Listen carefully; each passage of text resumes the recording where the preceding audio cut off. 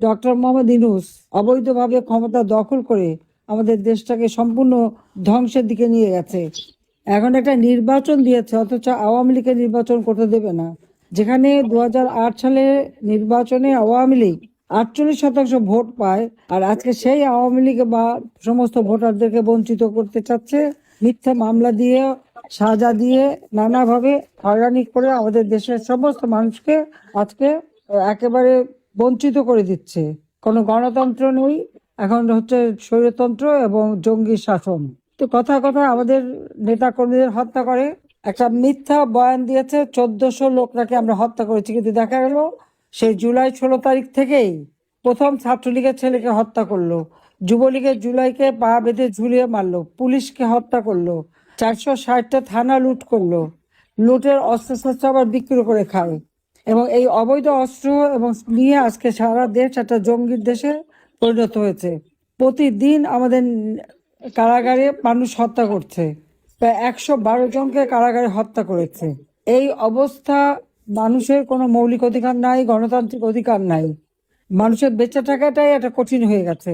জঙ্গি ইউনূস, বিএনপি এবং জামাত শিবির এদের দ্বারা ইউনিয়ন, ওয়ার্ড, জেলা, উপজেলা নেতাকর্মীদের ঘর বাড়ি জ্বালিয়ে পুড়িয়ে ছারখার করে দিচ্ছে, কথায় কথায় মানুষ হত্যা করছে। মা বাবা ভাই বোন কাউকে ছাড়ে না, এমনকি শ্বশুর বাড়ির লোকও ছাড়ে না। সবার বিরুদ্ধে মিথ্যা মামলা, হয়রানি, কেউ ঘরে থাকতে পারে না। মাসের পর মাস আমাদের ছেলেপেলেরা মানে মাঠে ঘাটে কোথায় থেকে যাচ্ছে, থাকা নাই, খাওয়ার জায়গা নাই। এই অবস্থার মধ্যে দিয়ে দেশ চলছে। এই অন্ধকার যুগ থেকে বাংলাদেশকে বের করে আনতে হবে। আমরা বলেছি আমরা নির্বাচন করতে চাই। বিএনপি সবসময় নির্বাচন বর্জন করেছে, আমরা বয়কট করি না, আমরা নির্বাচন করতে চাই। আওয়ামী লীগের উপর থেকে যে আওয়ামী লীগের যে নিষেধাজ্ঞা, সেই নিষেধাজ্ঞা প্রত্যাহার করতে হবে। আওয়ামী লীগের উপর থেকে নিষেধাজ্ঞা তুলে নিতে হবে, আওয়ামী লীগকে ইলেকশন করতে দিতে হবে। কারণ আওয়ামী লীগ এদেশের একমাত্র সংগঠন, যে সংগঠন 1949 সালে এই সংগঠন প্রতিষ্ঠিত হয়। এই সংগঠনের মাধ্যমে জাতির পিতা বঙ্গবন্ধু শেখ মুজিবুর রহমান বাংলাদেশের মানুষকে স্বাধীনতার চেতনায় উদ্বুদ্ধ করে দেশের স্বাধীনতা এনে দেন।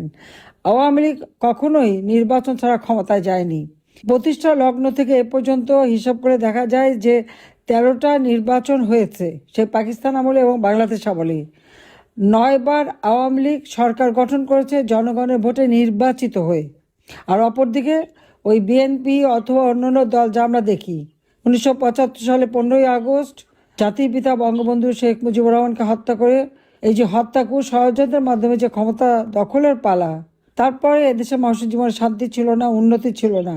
অথচ একটা যুদ্ধ বিধ্বস্ত দেশ গড়ে তুলে জাতির পিতা বাংলাদেশকে স্বল্পোন্নত দেশে উন্নীত করে গিয়েছিলেন।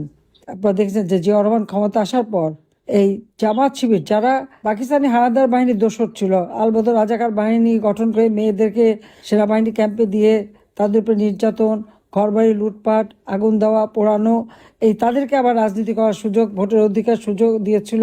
যে গোলাম আজম পাকিস্তানের পাসপোর্ট নিয়ে চলে গিয়েছিল, তাকে ফেরত নিয়ে আসা, অর্থাৎ স্বাধীনতার যে চেতনা, স্বাধীনতার যে লক্ষ্য, 30 লক্ষ শহীদের রক্তের সাথে বেইমানি করে বাংলাদেশটাকে ভিন্ন পথে নিয়ে যাচ্ছিল। আওয়ামী লীগ সরকারে আসার পর বাংলাদেশের মানুষের ভাগ্য পরিবর্তন হয়। 21 বছর পর আমরা সরকার গঠন করার সুযোগ পেয়েছিলাম। বাংলাদেশের মানুষের প্রত্যেকটা মৌলিক চাহিদা আমরা পূরণ করেছি, দেশকে উন্নত করেছি, মানুষের জীবনে শান্তি নিরাপত্তা দিয়েছি, জঙ্গিদের দমন করেছি, জঙ্গিদের হাত থেকে দেশকে আমরা রক্ষা করেছিলাম। কিন্তু সেই জঙ্গিদের সাথে নিয়েই ইনুস যে এত মিষ্টি ভালো ভালো কথা বলতো, কিন্তু সে যে একটা চোর, এবং সে যে জঙ্গিদের সাথে নিয়ে চলতো, এবং 6,000 টাকা বেতনের গ্রামীণ ব্যাংকের এমডির হাজার হাজার কোটি টাকার সম্পদ, হাজার হাজার কোটি টাকার সম্পদ দেশে বিদেশে বিভিন্ন জায়গায় কোথা থেকে পেল সে? এই প্রশ্নের উত্তরটা কখনো কেউ করে না। কেন করেনি আমি জানি না, কিন্তু আজকে যদি আমি দেখি সমস্ত জায়গায় তার কোথায় না সম্পদ আছে। সেই Luxembourg, France, Germany, Italy, Spain, America, পৃথিবীর বিভিন্ন জায়গায় সে সম্পদের পাহাড় গড়ে তুলেছে। কার টাকা? কোত্থেকে পেল টাকা? 6,000 টাকা বেতনের কর্মচারী এত টাকা আসে কোথা থেকে? কাজে এরা মানুষের রক্ত চুষে খাওয়া, আর নিশ্চয়ই কোনো 2 নম্বরই ব্যবসা ট্যাবসা তার আছে, হয় অস্ত্র চোরা কারবারি, নইলে বাংলাদেশে জঙ্গিদের দমন করলাম, সমস্ত চোরা কারবারিদের সে ছেড়ে দিল। যত অস্ত্র চোরা কারবারি, জঙ্গি, সন্ত্রাসী, খুনি, তাদেরকে সব ছেড়ে দিল, ছেড়ে দিয়ে জেলখানা ভরে ফেলেছে আওয়ামী লীগের নেতা কর্মীদের। অকথ্য নির্যাতন চলছে জেলখানা আমাদের নেতা কর্মীদের উপর, ঠিকমতো খাবার দেয় না, তাদের স্লো পয়জনিং করে মেরে ফেলা হচ্ছে, তাদের উপর এমন অত্যাচার করে যে তারপরে যখন মুমূর্ষ অবস্থায় তাদেরকে হাসপাতালে নিয়ে যায়, এই মুমূর্ষ রোগীর হাতে হ্যান্ডকাপও পরিয়ে দেয়। যে হাতে অস্ত্র নিয়ে মুক্তিযুদ্ধ করে দেশ স্বাধীন করেছে তাদের আজকে হ্যান্ডকাপ পরায়। আর যারা এদেশের স্বাধীনতার বিরোধিতা করেছে এবং মা বোনদের পাকিস্তানি হানাদার বাহিনীতে তুলে দিয়েছে, বুদ্ধিজীবী হত্যা করেছে, গণহত্যা চালিয়েছে, আজকে তাদের গলায় ফুলের মালা ওঠে আর আমাদের মুক্তিযোদ্ধাদের অপমাননা করে, সমস্ত স্মৃতির জন্য মুছে দিয়েছে। এই তারেক রহমান 32 নম্বর আগুন দিয়ে পুড়িয়েছে। যুবদলের সেই কি রোমান হাওলাদার, সে প্রথম আগুন দেয়, এরপরে তো ইউনূসের বাহিনী আছেই, তারা যে 32 নম্বর বারবার 32 নম্বরের উপর হামলা, আগুন দিয়ে পুড়িয়েছে, লুটপাট করেছে। ওর ইট কাঠেও তাদের ভয়, কোনো কিছু হলেই সেখানে আগে ছুটে যায়, সেখানে আবার আগুন দেওয়া, আবার ভাঙা, এদের ভাঙার আর শেষ হয় না।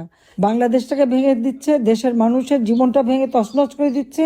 আর 32 নম্বর তো ভেঙেছে এবং মুক্তিযুদ্ধের সব স্মৃতিচিহ্ন। আর আমাদের তো কিছুই নাই, আমাদের যেখানে মানে গণভবন তো এটা তো সরকারি ভবন, কিন্তু আমাদের যা কিছু ছিল সব লুটপাট, মানে আমাদের যেখানে যা ছিল আওয়ামী লীগের প্রত্যেকটা মানুষের বাড়ি লুটপাট করেছে।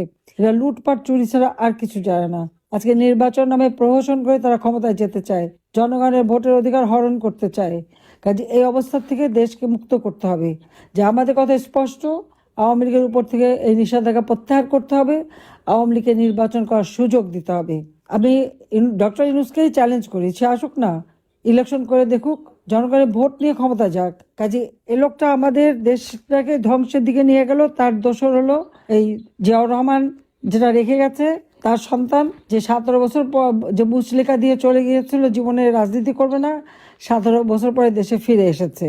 আর সেই সাথে জামাত শিবির, এনসিপি পার্টি নামে আরেকটি পার্টি, যত জঙ্গি এরা সব এক হয়েছে। কারণ তারা জানে যে আওয়ামী লীগ ইলেকশন করলে জনগণ আওয়ামী লীগকে ভোট দেবে, তাই কিভাবে সে ভোট চুরি করবে এখন সেই তালে আছে। কাজে এই অবস্থার থেকে দেশকে মুক্ত করবার জন্য আমি সবাইকে আহ্বান জানাই, এবং যে যেখানে আছেন আপনারা ওখানে স্থানীয় রাজনীতিবিদ, সরকার, তাদের সামনে তুলে ধরতে হবে যারা কত ফ্রড আর আওয়ামী লীগের নামে মিথ্যা কথা বলেছে। 1400 লোক নাকি আমি হত্যা করেছি, 1400 লোক কোথায় হত্যা করলাম তারা বলল, জাতিসংঘ আবার সেই রিপোর্ট লিখলো, অথচ দেখা গেল মাত্র 600 জনকে তারা আর্থিক সহায়তা দিয়েছে, প্রজ্ঞাপন জারি করছে 800 জনের। তো বাকি কারা? আর এই হত্যা তো আমরা করিনি। 15 জুলাই থেকে যত হত্যাকাণ্ড, অগ্নিসন্ত্রাস যারা করেছে সবই তো ইউনূসের বাহিনী, যে ওই জামাত শিবির, এনসিপি সমন্বয়ক, এবং তাদেরকে ইন্ডেমনিটি দিয়েছে। যারা অপরাধী বলেই তো ইন্ডেমনিটি দেওয়া হলো, অপরাধী না হলে তার ইন্ডেমনিটি দিত না। এটা তো বাস্তবতা, এটা সবাইকে মনে রাখতে হবে যে এইভাবে ইন্ডেমনিটি দিয়েছে। আর যত মামলা আওয়ামী লীগ নেতাদের বিরুদ্ধে, কর্মীদের বিরুদ্ধে, এবং সেটা সারা মানে বিশ্বজুড়ে অপপ্রচার চালাচ্ছে। কাজে অপপ্রচার যাতে না করতে পারে তার জন্য এবং সঠিক তথ্যটা সবাইকে তুলে ধরতে হবে। কাজে আপনারা সবাই ভালো থাকেন, সুস্থ থাকেন। আবার আমি শুভেচ্ছা জানাচ্ছি সবাইকে ধন্যবাদ। ইনশাআল্লাহ এই অন্ধকার কেটে যাবে, বাংলাদেশের মানুষের জীবনে আবার ফিরে আসবে। আমরা 15 বছর 7 মাস একটানা সরকার থেকেছি, বাংলাদেশে আর কোনো সরকার এতদিন থাকতে পারে নাই, যার জন্য আজকের বাংলাদেশ বদলে যাওয়া বাংলাদেশ, উন্নয়নের বাংলাদেশ।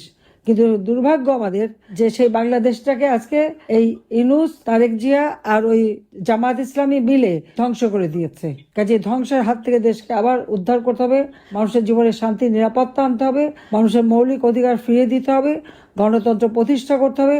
আওয়ামী লীগের সকল নেতা কর্মী এবং 14 দল মুক্তিযোদ্ধা যাদের বিরুদ্ধে যত মামলা দিয়েছে, সেই সাবেক চিফ জাস্টিস থেকে শুরু করে সেনাবাহিনী অফিসার, পুলিশ, তাদের বিরুদ্ধে যত মামলা, সব মামলা প্রত্যাহার করতে হবে এবং সকলকে কারাগার থেকে মুক্ত দিতে হবে।